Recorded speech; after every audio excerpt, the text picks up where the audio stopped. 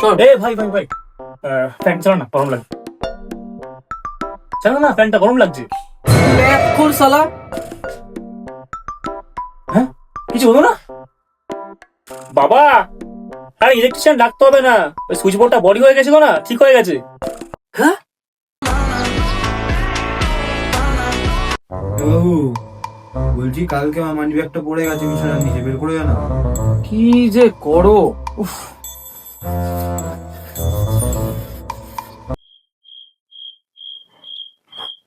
কই, খাটের নিচে কিছু নেই তো? ঠিক করে দেখ। না গো, পাচ্ছি না। কি গো শুনছো? কালকে যে সাপটা ঢুকেছিল ভিতরে সেটা বেরিয়ে গেছে।